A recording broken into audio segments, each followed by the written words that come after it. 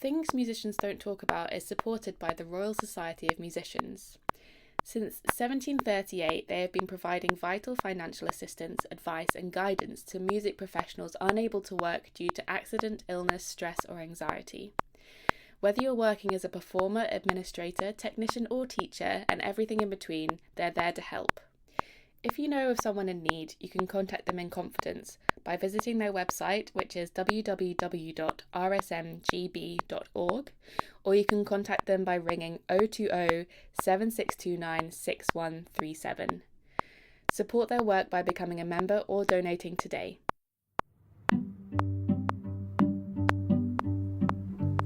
Hello and welcome to Things Musicians Don't Talk About with your hosts Hattie Butterworth And me, Rebecca Toll. Within our vibrant musical world, it can often feel that the struggles and humanity of musicians is lost and restricted. Having both suffered in silence with mental, physical and emotional issues, we are now looking for a way to voice musicians' stories, discuss them further and to connect with the many others who suffer like we have. No topic will be out of bounds as we're committed to raising awareness for all varieties of struggle. So join me, Hattie and guests as we attempt to bring an end to stigma by uncovering the things musicians don't talk about.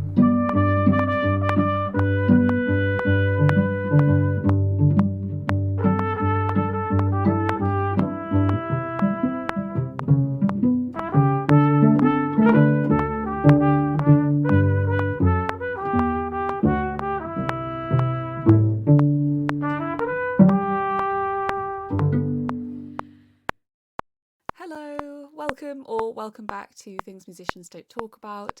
Today it's just me, Hattie, on my own, sharing a conversation that I had with the fantastic composer Gavin Higgins. I met Gavin back in May to chat about his mental health journey, including his experiences living with both Tourettes syndrome and obsessive compulsive disorder. So I actually found music myself out of my own childhood experiences, having intrusive thoughts and OCD. And so I was really keen to meet Gavin once I discovered that he also had quite a similar experience in finding music as being something that was an escape for him through his mental health problems. The other thing is that throughout the 3 years that we've been doing the podcast and me having opened up throughout that time about OCD, the number of musicians that have come forward and shared that they are also dealing with it or have dealt with it is insane to me. For some reason, it's like both surprising and not, because there seems to be quite a common combination. And I'm just always asking, like, is it that music requires an obsessive brain, and so people who maybe have those kind of issues gravitate towards it because it requires an obsessive brain? Or is it that people who have obsessive tendencies gravitate to be focused on something to sort of distract or mediate the issue, whether that be music or sport or drama? So Gavin and I also go on to talk about the reality behind contemporary opera, and I'm now working as the editor of Opera Now magazine. Almost forgot what it was called then. And Gavin has had some fascinating operatic commissions, and yeah, it was really interesting to talk to him about that process and how long it was, and also the potential traumas that are involved with taking on a large scale project as a composer. Also, I just want to say, please don't forget to follow us on Instagram and keep up to date with us by subscribing to our monthly newsletter. You can find that on our website. Also, if you find yourself struggling with anything similar to the issues that Gavin and I are talking about on this episode, please do go to our resources page on the website.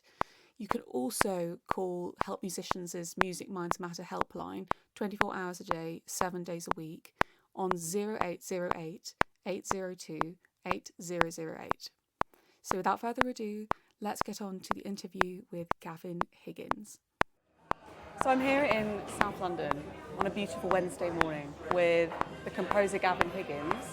How are you doing today? I'm all right. You've had a lovely breakfast. Lovely breakfast. I'm enjoying the weather, finally. Yes, you brought your gorgeous dog, Summer is here. Lyra, with you, which has completely brightened every ounce of my soul.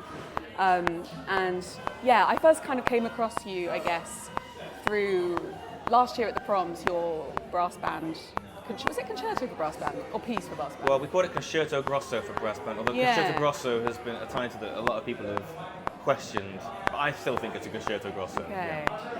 Yeah, I heard about you on Music Matters for World Mental Health Day in October, which I think is 10th of October or something. And you spoke really openly back then about how Tourettes and OCD are kind of like been a big part of your experience from like a very young age, and also a big part of your kind of getting into music and how music kind of helped it calm and all of that. So, I mean, I guess you kind of started always speaking from it in terms of it being a kind of therapeutic, like music being a kind of therapeutic part of your life. But when it did begin, has music always felt like it helped, or was there a time where like nothing helped and it was just kind of crisis period? Yeah, so I grew up in a very, very musical family, amateur musical. So my entire family were in the local brass band. Everyone except my dad and my nan. So my one granddad conducted the band, my other granddad played bass in the band, uncles played in the band, mum, both aunties, sister, cousins. Literally everyone. Literally everyone.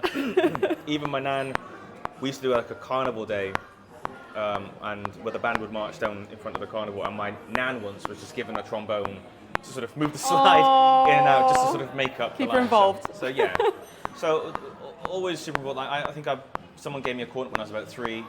I have no recollection of learning to play. It was always just like something we did, and I wasn't that kind of into it when I was young.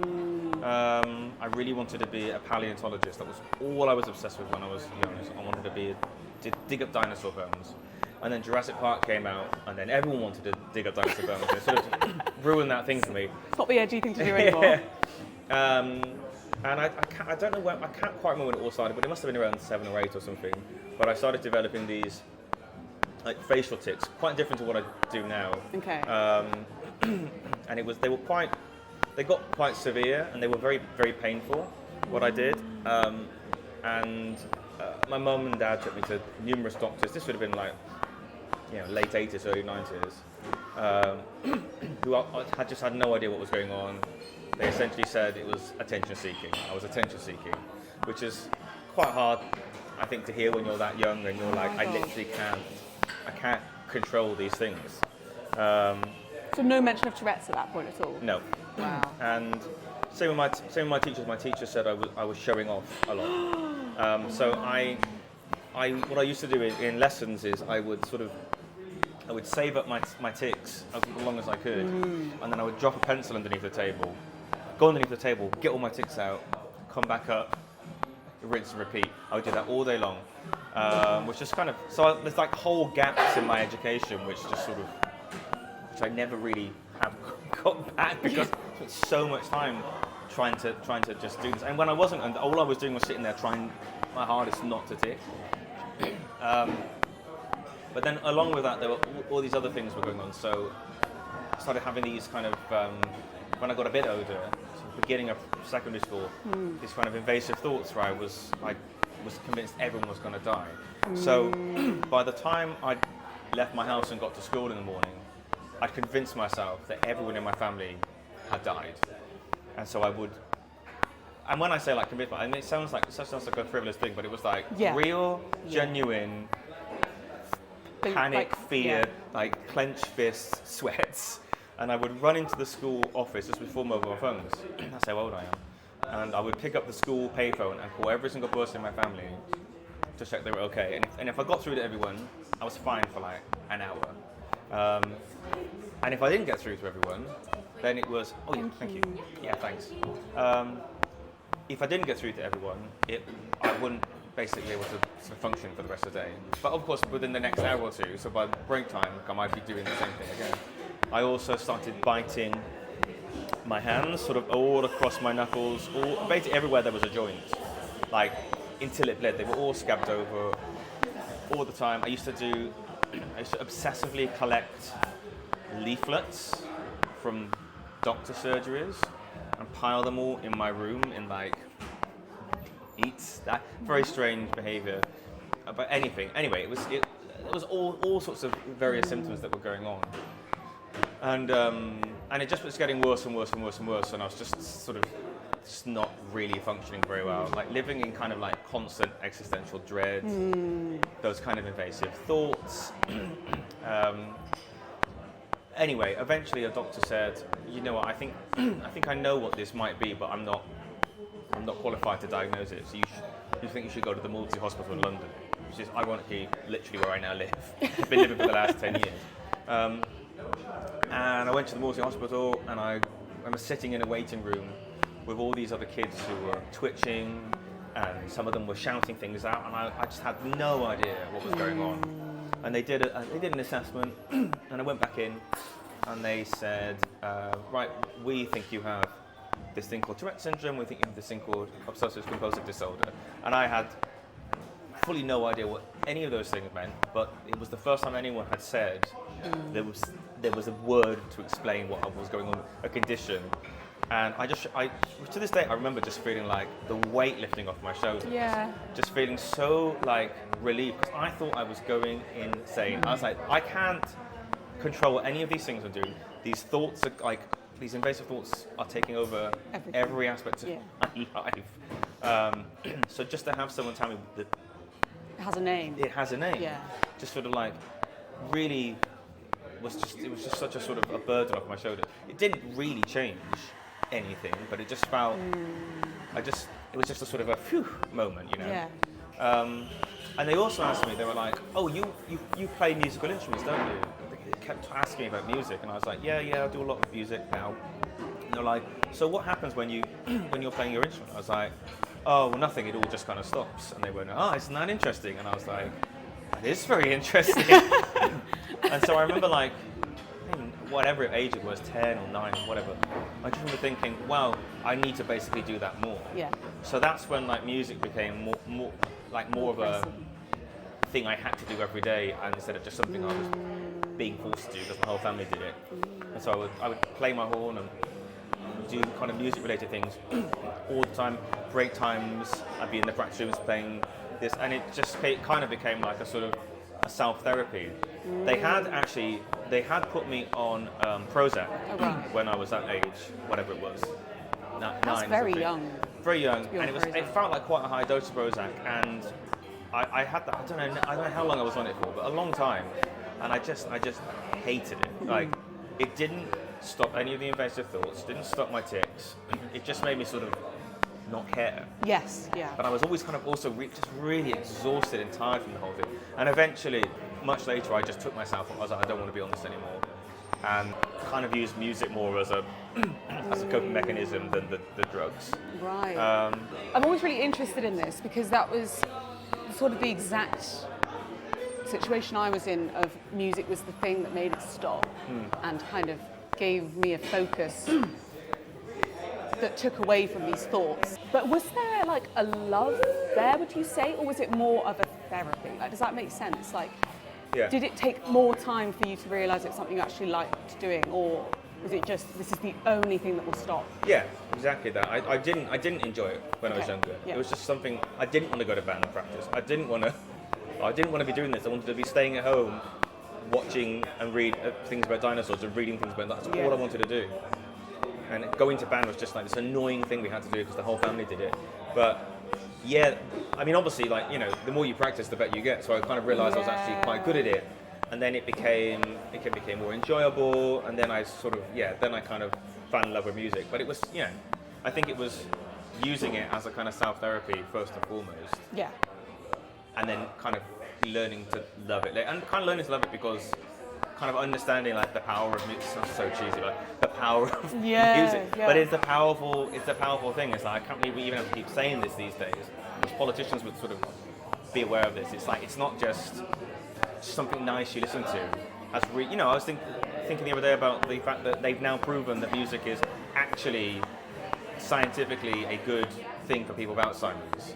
It's like, that's not a frivolous thing. That's a really massive thing we should all be talking about. If they can do that for people with Alzheimer's, like the things it can do for other people. And I don't know enough about music therapy to really speak on it, but like, I know from my own experiences, it's a very powerful thing, and we should be funding it and not stripping it away, you know. Yeah. And so from the moment of diagnosis, I guess, and I'm trying to think, what would that have been, sort of 3 or 4 years until then you went to school in Manchester to Cheetahs? Yeah. In that time, what kind of therapy were you engaging in, or were you slightly left sort of, this is the medication, you've got music now, you don't need any talking therapy, or was there talking therapy? I didn't really have any therapy, and it's something I've been thinking more and more and more about recently. I just keep thinking, like, I think I need to go to therapy. Yeah. I think I need some therapy. Like, I don't know that I was ever given the real skills to sort of process and deal with what. The one thing, I mean, you know, it was a long time ago, and I'm sure they would be very embarrassed that this was even a suggestion now, but the one thing they told me to do was to put some elastic bands around my wrist. Yes. And they were like, every time you feel an invasive thought coming on, every time you feel a tic coming on, just slap the elastic band. I mean, it's like a weird sort of aversion therapy. So I was just, you know, snapping elastic bands on my wrists all day long, just being like, it's just uncomfortable. And it's another compulsion as well, isn't it? Yeah. And that's kind of it. I mean, you know, a few times I went back to the Maudsley to like chat about stuff, but there was never any like weekly therapy. Yeah. Not that I remember. I certainly don't remember learning much about any of these conditions and how they. It was weird. Like the second someone told me what it was almost like, great, that's all I need to know. Thank you very much. And then I just sort of, and then I just sort of tapped out. But no. So I've never really had any sort of like therapy, because I think those, particularly the OCD, like the invasive thoughts, like I think it is a kind of trauma. It's like this weird, intense trauma you put on yourself. And every time those things happen, even now, I could feel my body like getting into this, you know, when I leave the house and I've become convinced that I've left the stove on or something, and then I have to make some excuse to go out of my way to go back to the house to let myself into check, even though I'm like, I mean, someone said to me like, why don't you just take a picture every time you leave the house? And I was like, kind of a brilliant idea. Yeah. I didn't think of that before. It's revolutionary. Yeah. But you know, those kind of things, that's kind of annoying these days. When I'm like, I was in New York recently with some friends, and I was the last person to use the hob in our friend's house. And we left, and I remember going like, I've turned it off. I remember saying it to myself, turn it off. And by the time we'd almost got to the subway, I'd convinced myself the entire house had burnt down. So I made some excuse. I was like, I need to get my wallet. I forgot my wallet. My friends were like, it's fine, we'll cover you for today. I was like, no, I really need to get my wallet. I ran all the way back to their house, and of course it's like completely fine. Everything's locked up, everything's turned off. And, but yeah, so it's sort of, yeah, it's something I never had any like real therapy, and I'm sort of now 40 thinking maybe I should just I mean, probably everyone should have therapy, right? That's what Americans say. Well, that is what they say, but I think they're probably right. Yeah. At least about this. How many years has it been now that you've had these 2 diagnoses?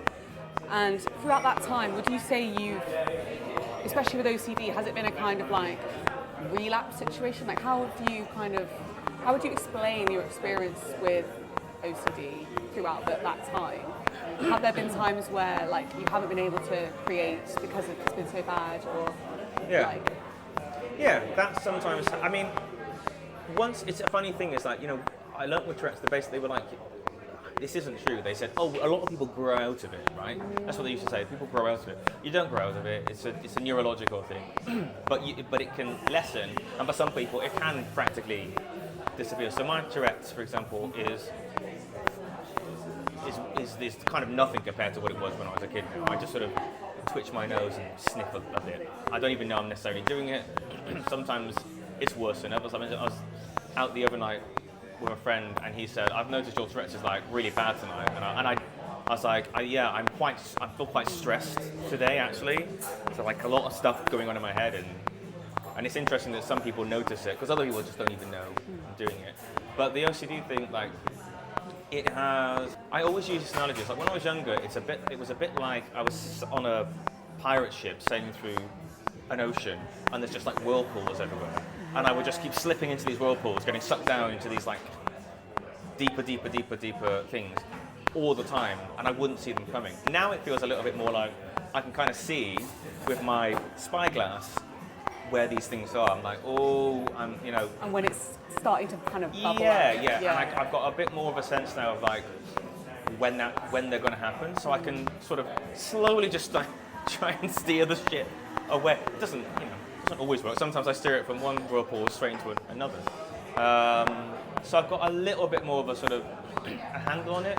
But like, but even now, like there are, I learned a few years ago that like people who have OCD, depending on what era they grew up in, can often have a very specific type of OCD. So people who grew up in like the 70s, cancer is a big thing for them. People who have grown up in the early 2000s, it could be things like paedophilia. And people who grew up in... HIV was a big one. So for me, it was HIV. And the amount of times I've just completely sort of convinced... I've had friends who've gone to a GUM clinic with me several times being like, you haven't got this. And I'm like, you're saying that, but I've completely convinced myself. I'd have to go through this whole thing, and then I'd have the test, and I'd be like, but what if the test? What if they've got the wrong test? What if they missed the thing? What if they're wrong person? What if they? And so I'd go again. I'd go like 3 or 4 times before finally I'm like, okay, it's fine. I don't have this thing. But it was, growing up in the 80s, and also like as a gay person, it's like you were told you were going to get HIV and die. That was the everyone's dying of this. You're going to get it. You're going to die. So it's not that surprising that perhaps that would be a sort of thing. And if you've got this obsessive compulsive thing to kind of keep going back to that, luckily that hasn't happened for a little while now. And once again, it's like it sounds like a silly, frivolous thing, but it's like it's hard to explain to people. It's like I can't tell you how much my brain is telling me that this thing is real. Yeah. And how unsure, how that like doubt will lead me to do everything in my power to prove or disprove or like disprove it. The fact that I'm like, when people say like, oh, statistically, these whatever it is, it's like yes, but there is this percentage that it does happen to, and that's obviously going to be me. I'm going to be that percentage. It's so stupid, but it's like that's kind of how. So whenever I see something on TV and it's like a 1 in a million chance of this thing happening, I'm just like my brain just starts going like. But there are 7 billion people in the world. How many people is that? That's actually a lot of people. Yeah. Anyway, so that's like that's where it is, and that is still more than Tourette's. That's the thing that probably still kind of affects my life in any sort of. And sometimes, like I said, like if the OCD kind of gets really bad, I can't work. I just kind of shut down and become a bit of a weird, shaky mess of a husk of a person, and then I just can't. I can't compose. So it can be quite debilitating when I've got a deadline approaching and I'm like, I need to do this. How have you navigated having a deadline at the same time as an episode? Have you had to sort of delay and things like that? It just has to be what it is. Just like I can try and do some work. Yeah. But like sometimes it's just not going to happen. And I can sit there at my piano for hours and hours and hours just trying my best to come up with something, but I'm just like there's always this thing in the back of my mind. So so it's much better than it was. Far more in a good place generally in my life, I think, which helps. When that stuff happens, it's amazing how quickly you revert to that 8-year-old again. Like it's mad. Like wow. So true. And even after, for me anyway, even after like so much therapy and so much of what they say is like the best kind of the most sort of rigorous, helpful therapy for OCD and medication, all of this, still an episode can take you what it feels like right back to the start. But I'm really curious to hear about the years before the mental health advocacy and awareness sphere that luckily we're sort of living more in now. And a lot of your experience with OCD and Tourette's was before this time. Like, how do you see the last few years of your life being more open about it? How is that different, or how is that, I guess, better than how you were living before? What do you think is the importance of this openness that we're seeing? When I was diagnosed, obviously very young, and by the time I got to sort of midway through secondary school, I was just kind of embarrassed by the whole thing, to be honest. I was like, my hands were a mess because I was biting all of the skin off them. Like all my school books were just covered in blood. So I was really embarrassed by my hands. And actually, the biting of the hands only stopped when COVID started. From the age of 8 until the age of 39, and then COVID happened, and I think because I was just so heightened about germs, like overnight I just stopped biting my hands. It's such a strange, weird thing. I was like, how was this? And I mean, it became a bit more of like a hand washy thing then. Yeah, yeah. But you know, it's not, and I haven't been biting my hands since, and I thought I wouldn't stop doing that. And it's like that as well was a weird thing. Was like, I'd look at them and be like, oh, they don't look nice. They look untidy, and so I would bite them to try. It sounds tidy them up. completely Yeah, I get you. weird to tie them up, but of course that just makes them even worse, and it becomes this sort of obsessive cycle you do. But yeah, so anyway, sort of midway through secondary school, I was just kind of embarrassed by the whole thing. Like my tics were probably quite different at that point, probably more like what they are now. But even so, I was just kind of, because what I used to do when I took this, I would like try and hide away. I would always like move away to do, like there were videos of me when I was younger, and you'd see me in the corner, and you'd see me keep turning my head away, and I'm like, I know what I'm doing. I was just so embarrassed by the thing. I was just trying to, or I would go behind something, or you know, and they stopped becoming so painful because, like I said, when I was really young, it was just really painful. Every time I did it, so it was like this sort of, I couldn't stop myself doing it. I could feel they were coming on, knowing that every time it would happen, I would be in pain and discomfort. God, yeah. And so it was just like the psychological sort of trauma of that sort of like, you know, this. It's a bit like, it's kind of like torture actually. It's just like, this thing's going to happen, you're going to be in pain, you can't do anything about it, but like all the damn time. So, but that finally started to change once I got into my teens, and it just became something a little less painful and probably like a little bit less noticeable. And the OCD stuff, you can kind of keep that to yourself. People don't need to know about it. And then I just like stopped like talking about it. I mean, it was a funny thing when I actually went to my secondary school. I remember my form teacher I stayed away for like an hour or something.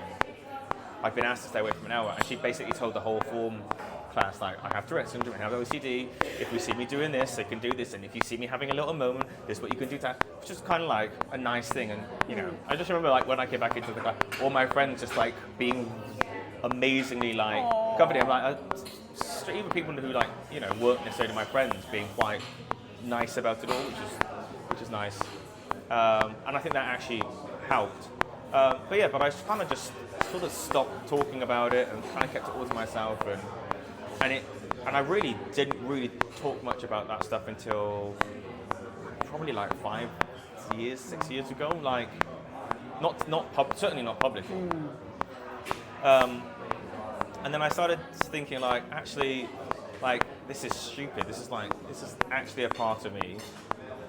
I think, you know, it's probably part of the reason absolutely a reason I'm a musician. It's a reason why I compose. I mean, I think I was saying to you before we started this interview, like having things like OCD and like stuff, it's kind of a bit of a superpower to be a composer. I spend so much of my time obsessively, compulsively, obsessing over chords. Yeah. Over and over, and playing this chord in this way, let's do it this way. You know, if I wasn't so obsessive about stuff, I don't know that I can be a composer. Also, this whole thing I've learned recently called hyperfocus, which makes complete sense. I just sort of like completely lose myself for hours and hours and hours and hours in the task I'm doing, which is usually composing. To the point where, I mean, it just feels like, you know, 10 minutes have passed and I could have been there for 3 hours. Completely, often missing meetings, missing trains, not eating for hours and hours and hours and hours and hours on end. That kind of stuff, like, not good. Which is why it's really important for me to have entire days free where I can just compose. But so I thought, I should probably just embrace this, not be embarrassed by it, talk about it. People are talking about these things a bit more now, so it didn't feel quite so sort of difficult to discuss. I'm just starting to be a bit more kind of open, and also I'm just trying to learn more about it. Like, I just don't think I know much about this because I got told this is what was going on, and I sort of left it at that.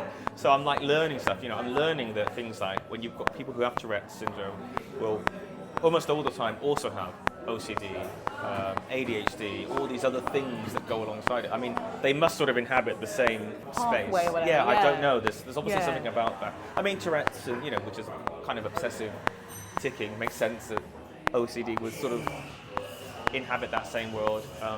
So I'm starting to learn all these things about it, which is kind of, I guess, like informing me as well, and also like learning how this stuff affects other people, and actually learning how many more people who do have OCD.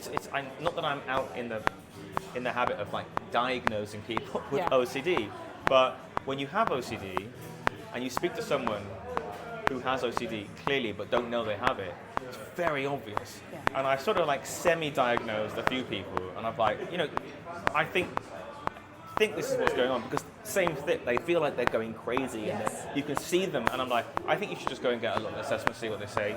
And the 3 or 4 people I've said this to have come back and like, yeah, you're right, I've got OCD. And I think there's more people who have this than kind of really want to admit. I don't, I'm sure some people have it, like, people say like, oh, I'm a little bit OCD. I don't know what that means. It's like, if it's not affecting your life, then I guess it's fine. But if you're finding it sort of kind of stopping you in your tracks constantly, you're like struggling to do basic stuff and function some of the time, or a lot of the time, then just getting the diagnosis, I think, is, well, like I said, for me, just that alone was just like, oh my goodness, thank God someone's put a word to this thing.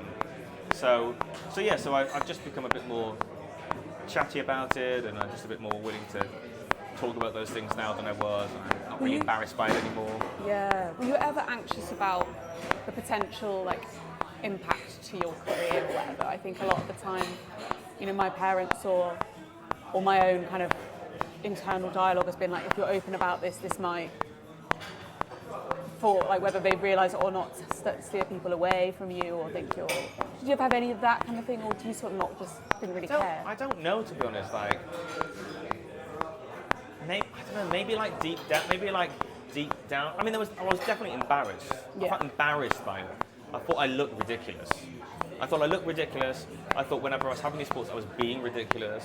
It was really embarrassing to tell people, oh my God, I think I've got HOD. Like, that was like embarrassing. Yeah. Because they're like, of course you don't.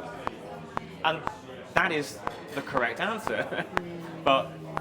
And so like, it was kind of, I guess I was sort of embarrassed and mortified to have to say to people that I'm having these thoughts, these things, these kind of fears about people dying all the time, or, in the most elaborate, I mean, God, if it can happen, it's happened in my head. You know what I mean? It's like every possible, worst case scenario. Oh my God.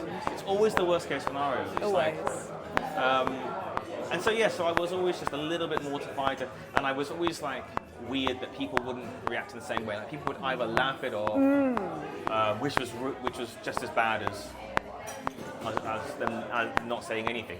Horrendous, or not taking it so seriously, like it's just like oh, you're just being silly. And I'm like, I know you think I'm being silly, and I probably am being silly, but right now my body is kind of going into like fight or flight mode. I'm like, everything like physiologically changes, I think. You shake, you get tense. It's the kind of stuff, it's like a real physical thing that happens. Yeah. And I'm like, I know this sounds really daft, but I'm actually having a very physical, and I need someone to basically just like kind of listen, understand, try and talk me down, and just kind of like sort of go, what do you want to do? How do we? What do you need? What do you need from this? Like, do you need to go to the doctors 4 times? Well, then we'll do that. It's like, it's so silly, but like sometimes it's that's so literally bad it. That you need that. Yeah, totally get it. I don't know. I also feel like guilty. I'm like, I shouldn't be taking up doctor's time. The guilt of doing it's I think it's like quite a complicated and complex thing that I'm only just sort of in the last few years sort of getting my head around. But my friends are great and my partner's great, so it's all that sort of helps. What's your kind of like view on the wider classical music world's awareness or like openness or not about all this stuff. Like, you know, we were mentioning before, there are certain people who we know anecdotally struggle, but when it comes to their image, it's very much not something they would ever discuss. And like, I completely respect that. But I think, at least from my point of view, growing up into it and coming into the industry as a young person, that can be very isolating when you don't see other people like you. So what's your kind of view on the industry itself and how it sort of treats people with mental illness? Or Well, the classical music world is not good for people who have obvious illnesses. I mean, I've got a friend of mine once said to me, you know, in a major orchestra, he's like, unless you're literally dead, you go on stage. It doesn't matter how it is. Yeah, you go on stage. Yeah. So I know people who've been going on stage with norovirus, giving norovirus to the whole orchestra because they've got to go on stage and do this thing. So like, we're not very good at taking care of stuff which is really obvious. It's like, I wouldn't want, if someone said to me, I've got norovirus, I wouldn't want them on stage with me. So it's probably unsurprising that they're not particularly good with come with things that are unseen. You know, someone's having a bit of a mental health crisis. I think the classical music world is quite like, well, you know, to go on stage, do the thing. I think we're getting better at it. I think, you know, in the past, how many years, self-care and people being like, you know, I need to like look after my. I mean, Pekka Kusisto, recently being like, I'm just gonna like chill out and eat some magic mushrooms, and because this is like you see it a lot. You see a bit more of that now with musicians being like, I'm taking some time off because I'm having it's all too much. So I think we are getting better at it, but you know, I think there's still a bit of an old guard, which is like, oh, just come on, shut up, get on with it, stop making a fuss. That kind of not very kind. Yeah. Not very sort of. Not very kind of malleable to the experience of someone. Yeah. And so it doesn't, you know, like I said, it doesn't surprise me that the world is not so good with mental health issues when I know how not okay they are with people who are literally really, really ill. Yeah, that's a good point. And you know, I get it. It's like, you've got a job to do. You've got to go on stage and you've got to do the job. But I think we're living in a world now where like self-care is just a little bit more important. Yeah. It's like, I'm not feeling well, I need to do this thing for my physical self, my mental self. I think people are a little bit more receptive to that now than they were. So I think, you know, we're definitely moving in the right direction. Yeah. I saw an article in the Proms Guide the other day from the leader of the BBC Synth talking about OCD and how it's affected him. And I was just thinking, like, you know, he had his assessment, I think, very late in life. He's been doing that for a long time. At least I got my assessment really young. It's like the one thing I think, like, the more I think about it, it's the one thing I think is the most important. You've got to get these assessments as early as possible. Give it a name. Because then give it a name. Free. You learn and there's more information now about this stuff than when I was a kid. You know, go on, you type OCD or Tourette's syndrome and like, there's so much information. And there's so many people with these things that can talk to and normalize it. And you know, when I was a kid, like I said, the doctors didn't even have a name for this. It seemed to be that new a condition. I don't know how new it is, but they certainly didn't feel like they were sort of just telling people they had this willy-nilly. I think there's something like, well, I actually think it's an average of 10 years between the onset of OCD and a diagnosis.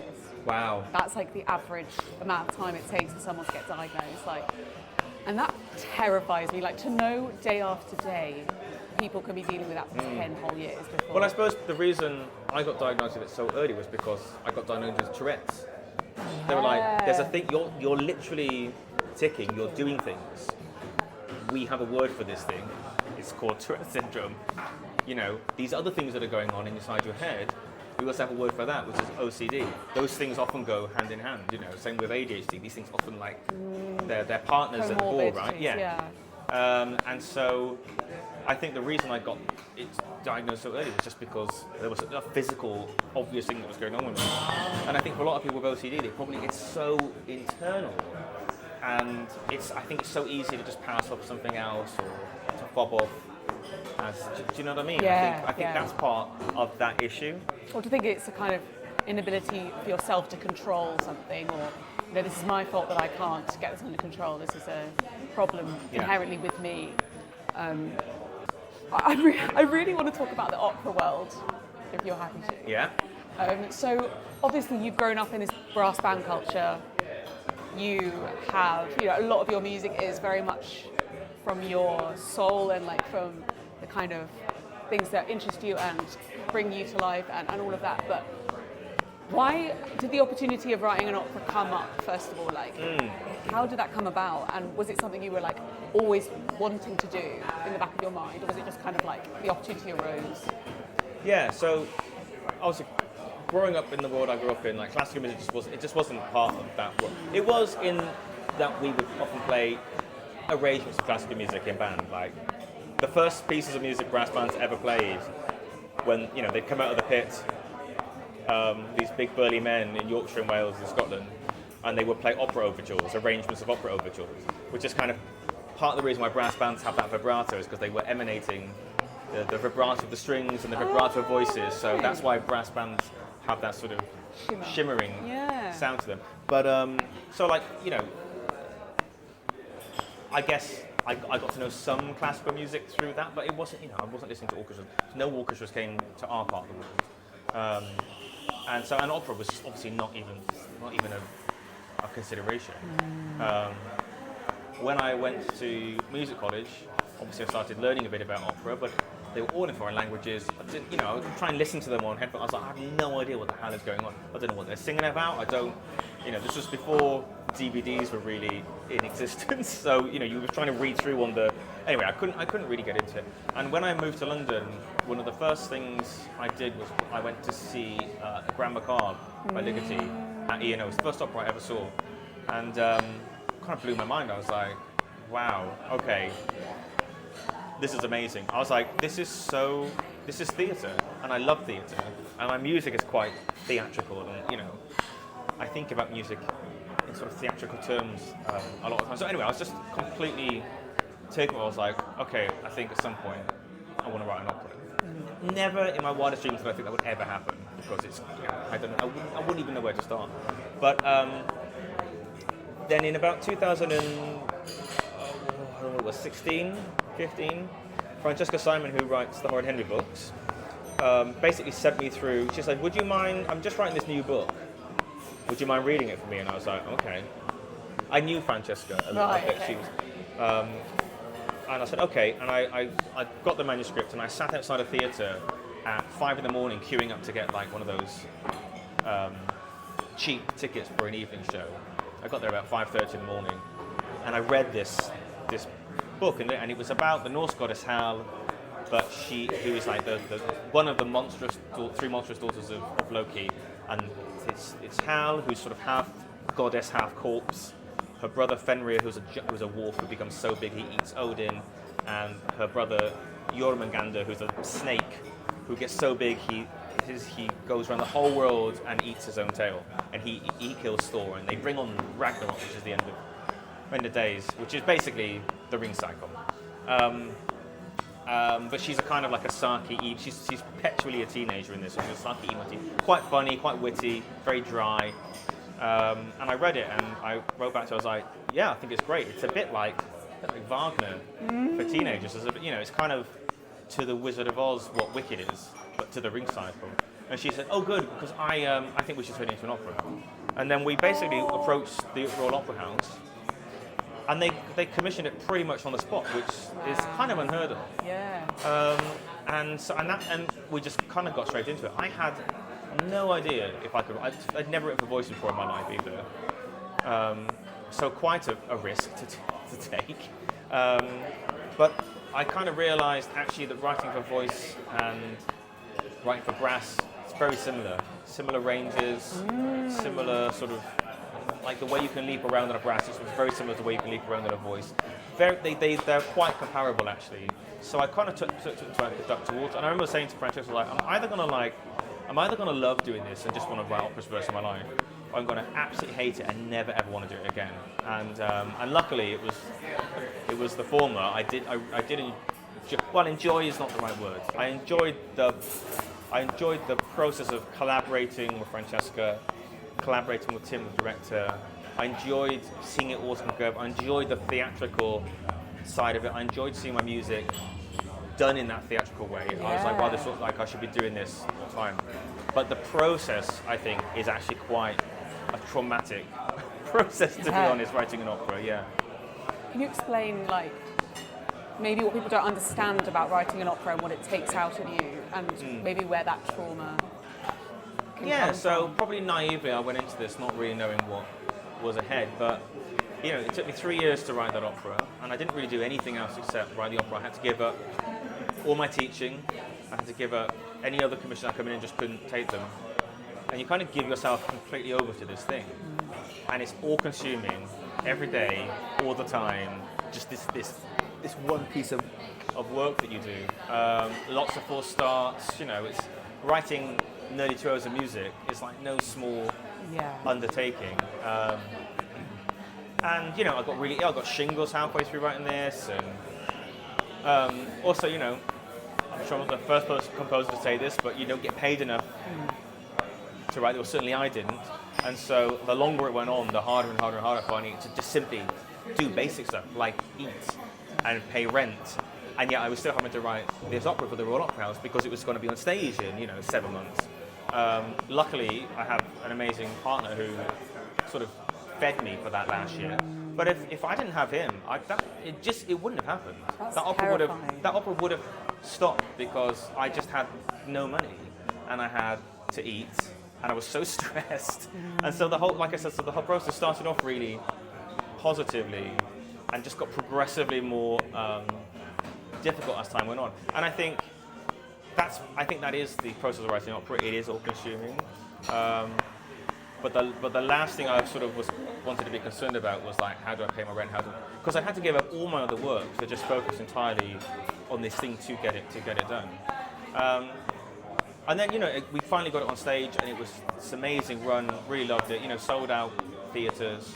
And then the other thing that I wasn't expecting that happened is at the end of the run, which is probably worse than the creation of it itself, is on the last day, the day after we finished. The conductor was off doing a new thing. All the singers were off doing new shows. The director was doing a new show. Francesca was writing a new book. Everyone was off doing new stuff. And I had nothing. I had no teaching. I had no work, no commissions. There were no other performances of the opera lined up. It was really, I've never really felt like I'd been sort of chewed up and spat out of a machine in that way in my life. And it took months and months and months and months to get anything, because I had to, all the people I've been having conversations with about potential commissions and stuff, I had to sort of pick that back up and try and get that back on its feet. But of course, you talk about a commission, it's not going to happen for another year maybe, or 8 months. So it really was a proper sort of eye-opener, and quite like quite depressing actually, quite a sort of a bit of a dark time. Such a high after that opera and the success of it, to this kind of like almighty low where, and I sat there thinking like, God, 3 years of my life for what? 3 months of my life for that? Was it worth it? Will I do that again? I mean, I'm a glutton for punishment, so yeah, probably I will at some point. But it's certainly like, me and Francesca and Tim, the director, have been. We started discussing a new opera on the second night the opera had run. We saw it in its entirety. Because I say this to everyone, like, the first time I ever know if one of my pieces work is literally when it's performed in front of the audience. It's the first time. Rehearsals, they don't really mean anything. You only know if the piece works when it's in performance at the right tempos with the orchestra and the singers or whatever playing properly. Then you know if it works. And you know if the audience enjoy it as well. So it's always a bit of a baptism. Anyway, we were like, okay, great, it works. We can do this. Let's do another one. Just like completely stupid. And we immediately started discussing other ideas. And there was an opera company that did want to commission us. And we got a bit of a way through the process, and then they just completely cut the whole thing off and said, no, we're not going to do this anymore. Which is not a bad thing. I've had lots of other things to do in the meantime, and actually, it's great to do that. But it also like gave me a bit of, I was like, God, do I even want to go straight into another opera? I don't think so. And we're having discussions about operas now, and every discussion I have, I really want to be like super enthusiastic about it, but in the back of my head, I'm always like, I know what this undertaking is. I know the kind of thing it's going to be. I know how poor I'm going to be. I know how stressed I'm going to be. I know I'm not going to do anything else. I know that I'm going to be in this world for the next 2 to 3 years or whatever. And so I think it's, self-care and all the rest of it. It's like, actually, am I mentally prepared to even do that yet? Do I have the energy to do that yet? And it's a shame, actually, because, like, I really enjoyed doing it. And it worked, and I would like to do it again. I think this is an interesting thing about the opera world. Actually, I just don't think the opera world is really good at supporting and giving the time and energy and money and resources to like the top tier singers, top tier composers. They kind of get given everything. A lot of these people have agents and publishers. I don't have an agent or a publisher, so all this is kind of on my own back. All that kind of boring stuff, that pushing and going, no, that's not enough money, or no, that we need more time, or no, that's not good enough, or we need. I have to do that myself, which is very difficult to do when you're in the same position as trying to create the thing. But they're very good. The opera is very good at sort of lifting those people. Yeah. But for the rest of us, the immortals, it can be a much rougher ride, I think, and it's definitely some. We are. I got invited onto what's that show on Radio 4? Front Row. Front Row. I got invited on the Front Row not that long ago when all the arts cuts were going on to talk about why opera isn't elitist, and I thought, strange person to get on the show to talk about this. I'm like, but it is. In some ways it is, and in some ways, opera as a thing is not. Yeah. It's not. But the opera world certainly lean into that sort of thing. It's such a frustrating time, I think, because I think now more than ever, actually, what not just the opera world but the music world generally need to be doing is not falling back on the old stuff. It's not falling back on the another Beethoven symphony, another Brahms symphony, another Rigoletto, another La Boheme. It's like, how many of these? What you really need now is people to be going, no, we need new stuff. We need new stuff that actually genuinely speaks to what's going on. Not trying to force something that's really old to just rewrite this so it's set in the La Boheme, but it's the pandemic. So for me, it just seems like no one's being brave, and no one's going. No, this is exactly what we need to be doing. We need to be making new stuff with living composers, with younger artists, younger singers, younger musicians who are brilliant and have these amazing careers. They're the ones we should be supporting now. Because all the, not that we shouldn't be giving, anyone to get this wrong, but that we shouldn't be giving all the top tier artists all the love. Of course they should get all the love. But I thought over the last few years, if anyone was going to be able to ride the wave of COVID and all these cuts, it's those guys. Yeah.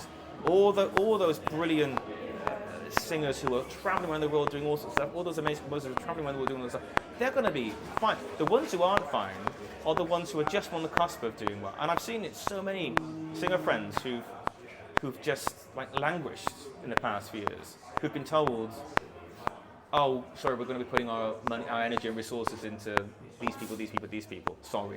And I'm like, wow, what a stupid decision. Because those are the people, they're the future. These younger, brilliant singers who just need that thing now more than ever. In a few years' time, it'll probably all get back to something. So there's so many frustrations I have with classical music world, the opera world. Not necessarily the same frustrations that is being talked about a lot of the time. It's other things that I'm just like, where's the bold vision?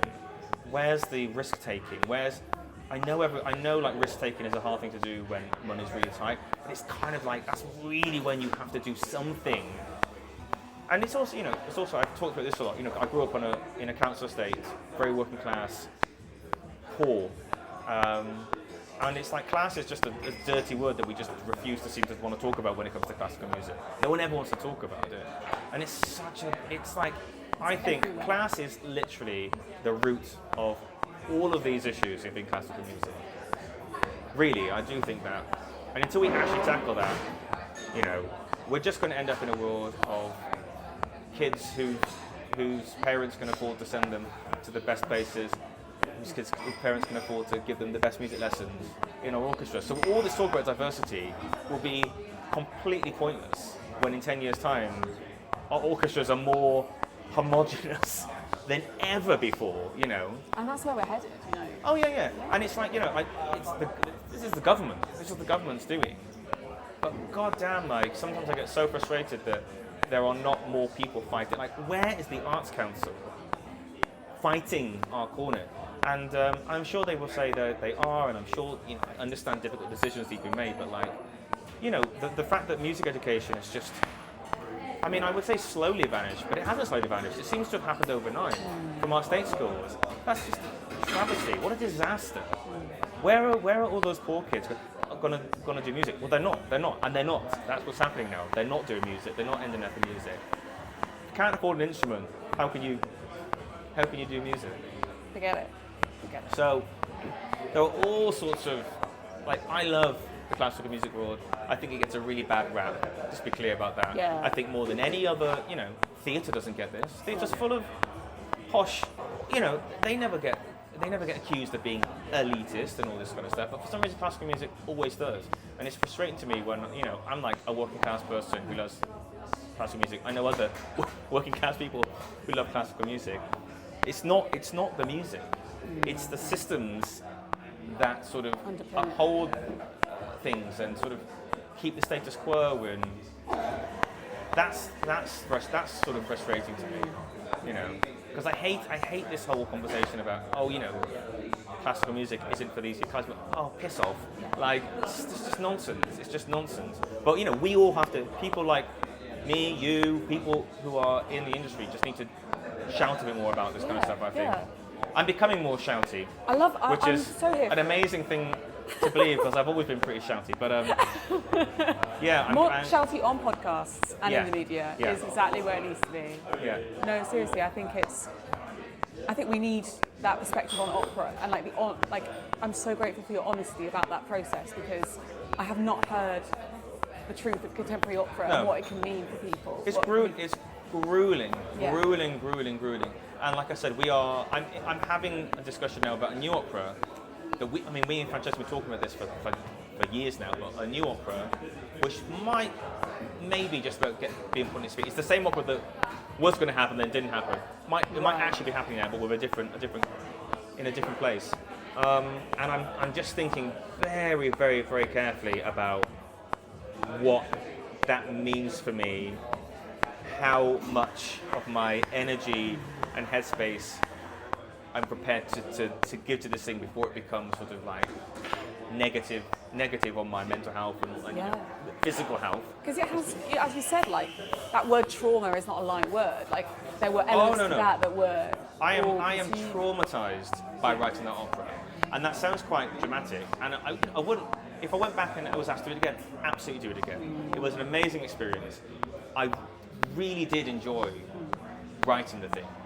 And I want to do more than that, more of that. It's the systems and funding and support and stuff around that, both before and after. Actually, aftercare, which is never heard of it, honestly. And actually, I had an amazing conversation with Sarah Crabtree at the Opera House about this. And she said to me a while ago, she's like, since we had that conversation, we've taken all that on board, and we have now implemented that in. So that having these conversations are really positive things to have. And I would encourage any composer younger composer, inexperienced opera composer, who is thinking about getting into this, just to think very carefully about what that is, and just be aware. Because I just think I went into it quite naively, just thinking it was all going to be fantastic, and it's got money, the whole vision of opera is so much money. So much money. So it's I think it's I have a complex relationship with opera now. I think I do feel a bit traumatized by the whole experience. That's not to say that it wasn't a positive experience in many ways, and I did love doing it, and I'm really proud of that piece. I wanted to get more performances, I want more people to hear it. COVID happened, sort of scuppered everything. Of course. So it's challenging, and I just think like everyone just needs to know that before they go into it. It's a hard slog. It can be really rewarding, but it's hard. But you need to know that, Yeah.